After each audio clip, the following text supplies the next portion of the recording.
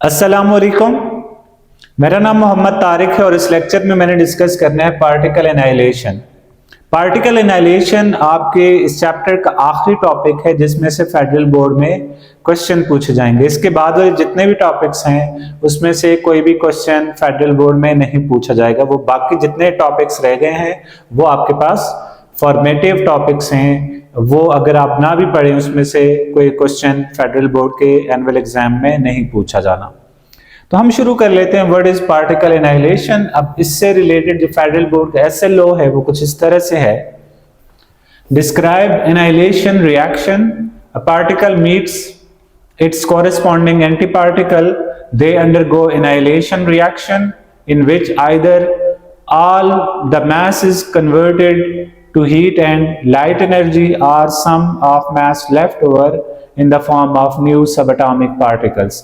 कि आपने इसमें डिस्क्राइब करना है कि एनाइलेशन रिएक्शन क्या है, और इसमें दो टाइप्स की एनाइलेशन रिएक्शन आपने डिस्कस करना है। एक वो एनाइलेशन रिएक्शन होता है जिसमें टोटल जो पार्टिकल्स होते हैं वो कन्वर्ट होते हैं इनटू एनर्जी या फिर हीट और एनर्जी में कन्वर्ट होते हैं, और दूसरे टाइप का जो रिएक्शन है उसमें आपके पास न्यू सब एटॉमिक पार्टिकल फॉर्म होते हैं ड्यू टू पार्टिकल एनाइलेशन। तो हम पहले इसमें डिस्कस कर लेते हैं कि व्हाट इज पार्टिकल एनाइलेशन। देखिए, हमें ये पता है कि हमने इससे पहले ये डिस्कस किया है कि हर पार्टिकल का एक एंटी पार्टिकल नेचर के अंदर मौजूद है, और वो जब पार्टिकल अपने एंटी पार्टिकल के साथ मीट करता है तो वो इनाइलेट हो जाता है, वो टोटली एनर्जी में कन्वर्ट होता है। और ये बात हमें आइंस्टाइन की मास एनर्जी रिलेशन से भी हम इसको समझ सकते हैं। According to mass energy relation E is equal to mc² होता है, मतलब आप मास को एनर्जी में और एनर्जी को मास में कन्वर्ट कर सकते हैं। इस इक्वेशन के मुताबिक आप मास को एनर्जी में कन्वर्ट कर सकते हैं। कब कर सकते हैं? जब आप किसी एक पार्टिकल को उसके एंटी पार्टिकल के साथ मीट कराते हैं और उनको एक दूसरे की विसिनिटी में रख लेते हैं, तो वो पार्टिकल एनाइलेट होके एनर्जी में कन्वर्ट हो जाते हैं। और ये जो प्रोसेस या ये जो रिएक्शन होता है इसको पेयर एनाइलेशन या पार्टिकल एनाइलेशन कहा जाता है। तो देखें यहाँ पे according to Einstein's mass energy relation E is equal to mc², mass can be converted into energy and vice versa, कि आप mass को energy में convert कर सकते हैं और energy को mass में convert कर सकते हैं। किस तरह से? when matter meets its corresponding antimatter, जब कोई matter अपने एंटी मैटर के साथ मीट करता है या कोई पार्टिकल अपने एंटी पार्टिकल के साथ मीट करता है, they annihilate converting the mass into energy, तो ये एनाइलेट हो जाते हैं इस तरह के वो सारे मास को कन्वर्ट कर लेते हैं किस चीज में? एनर्जी में। अब यहाँ पे एनर्जी से मुराद यहाँ पे हीट भी हो सकती है और लाइट भी। हीट और लाइट क्या है? एनर्जी की फॉर्म्स हैं। तो यहाँ पे जो एनर्जी है वो हीट की फॉर्म में भी मिल सकती है और लाइट के फॉर्म में भी ये आपको हीट या एनर्जी मिल सकती है। अब इसकी एग्जांपल क्या है? एग्जांपल के तौर पे हम कहते हैं इलेक्ट्रॉन पॉजिट्रॉन एनाइलेशन। इलेक्ट्रॉन और पॉजिट्रॉन ये एक दूसरे के पार्टिकल और एंटी पार्टिकल हैं। When electron and positron, electron और पॉजिट्रॉन क्या है? एक दूसरे के एंटी पार्टिकल्स हैं। जब इलेक्ट्रॉन को एंटी पार्टिकल के साथ मीट कराते हैं, they annihilate and produce 2 gamma ray photons। तो जब आप इलेक्ट्रॉन को पॉजिट्रॉन के साथ मीट कराते हैं, देखिए ये इलेक्ट्रॉन है और ये पॉजिट्रॉन है, जब इनको मीट कराया जाता है इस जगह पे तो ये एनर्जी में कन्वर्ट होते हैं और यहाँ से आपको 2 gamma ray photon मिलते हैं। ये एक gamma ray photon है, ये दूसरा gamma ray photon मिल गया आपको। अब इसमें 2 gamma ray photons क्यों मिलते हैं? 2 gamma ray photons इस वजह से मिलते हैं कि सिंगल gamma ray photon से यहाँ पे जो law of conservation of momentum है वो होल्ड ना करता। तो यहाँ पे दो फोटोन निकलकर law of conservation of momentum को भी कंजर्व कर रहे हैं और law of conservation of energy को भी कंजर्व करते हैं। सिंगल फोटोन के साथ law of conservation of energy तो यहाँ पे होल्ड कर सकती थी, लेकिन law of conservation of momentum के होल्ड करने के लिए यहां से दूसरा फोटोन भी निकलना जरूरी है, क्योंकि हर एक्शन का इक्वल और अपोजिट रिक्वायल होना चाहिए या रिएक्शन होना चाहिए। तो इस वजह से यहाँ पे 2 फोटॉन्स मिल रहे होते हैं ताकि यहाँ पे मोमेंटम क्या रहे? कंजर्व हो। अब एग्जांपल में आप देख सकते हैं रिएक्शन कुछ इस तरह से है। इलेक्ट्रॉन और ये पॉजिट्रॉन, ये एक गैमा रे फोटोन, ये दूसरा गैमा रे फोटोन आपको मिल गया। अब इस पूरे प्रोसेस के अंदर क्या हुआ?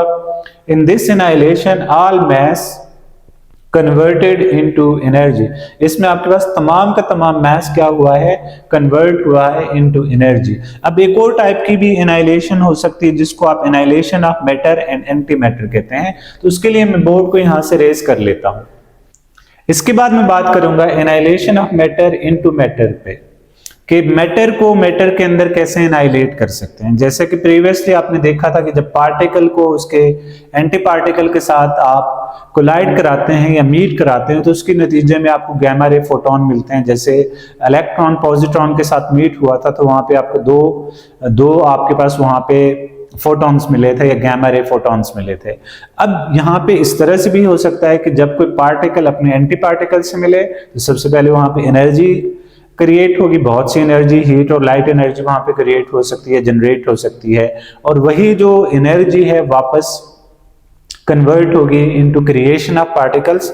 और यही जो क्रिएशन ऑफ पार्टिकल है उसको आप कहते हैं annihilation of matter into matter. वहां पे मैटर से नया मैटर बनता है। तो देखिए particle annihilation can also lead to the formation of new particles called particle annihilation of matter into matter, कि आपके पास पार्टिकल एनाइलेशन की वजह से नए पार्टिकल भी फॉर्म हो सकते हैं या उनकी फॉर्मेशन हो सकती है, जिसको आप क्या कहते हैं, annihilation of matter into matter कहते हैं। अब इसकी एग्जांपल क्या है, लेट्स सपोज आपके पास कोई सा भी एक क्वार्क है, उसको अपने एंटी क्वार्क के साथ जब आप मीट कराते हैं या कोलाइड कराते हैं तो वहां पे सबसे पहले वहां पे उनकी एनाइलेशन होती है और वो पहले इंटायरली एनर्जी में कन्वर्ट होते हैं।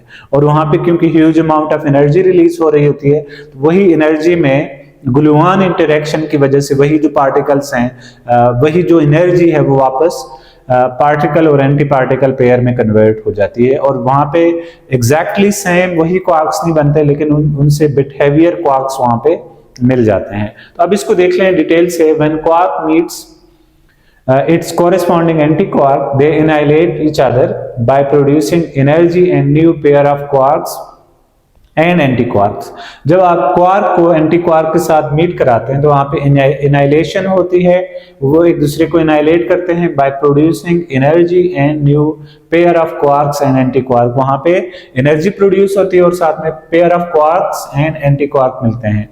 For example, when up quark and anti up quark annihilated, जब up quark को anti up quark के साथ आप annihilate करते हैं, the energy produced through gluon interaction forms a top quark and anti top quark। तो वहां पे क्या होगा, जो एनर्जी प्रोड्यूस हुई है वो ग्लूऑन इंटरेक्शन की वजह से द एनर्जी प्रोड्यूस क्या करेगी, देखें सबसे पहले उनकी एनाइलेशन होगी जिसकी वजह से इंटायरली एनर्जी प्रोड्यूस होगी। The energy produce through gluon interaction forms a top quark and anti top quark. तो देखें आपके पास अप क्वार्क से टॉप क्वार्क बनेगा और एंटी अप क्वार्क से एंटी टॉप क्वार्क बन जाएगा। और यहाँ पे ये देखें ये लाइटर आपके पास क्वार्क्स हैं और यहाँ पे ये हैवियर क्वार्क्स में ये कन्वर्ट हो जाते हैं। यहाँ पे होता कैसे, देखें जब आपने एक अप क्वार्क को एक एंटी अप क्वार्क के साथ मीट कराया, यहाँ पे इनकी एनाइलेशन होगी, यहाँ पे इनकी टोटल एनाइलेशन होगी। तो उस एनाइलेशन की वजह से यहाँ पे huge amount of energy produce होती है, टोटल एनर्जी यहाँ पे प्रोड्यूस होती है by this formula E is equal to mc²।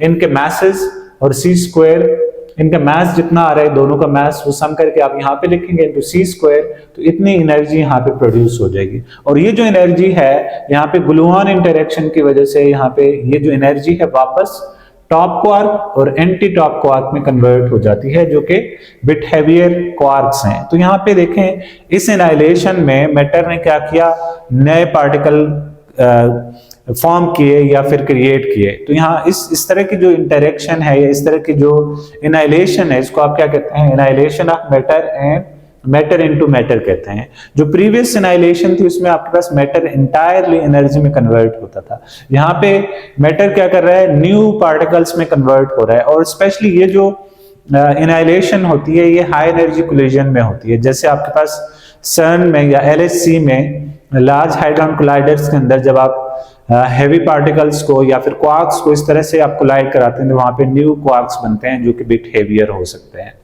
तो ये इस चैप्टर का आखिरी टॉपिक था जिसमें से फेडरल बोर्ड ने एग्जाम पूछना था। इसके अलावा बाकी जितने भी टॉपिक्स रहते हैं वो आपके पास फॉर्मेटेड टॉपिक्स हैं और फेडरल बोर्ड में उसमें से क्वेश्चंस नहीं पूछे जाते। तो इंशाल्लाह मिलते हैं नेक्स्ट लेक्चर में। अल्लाह हाफिज।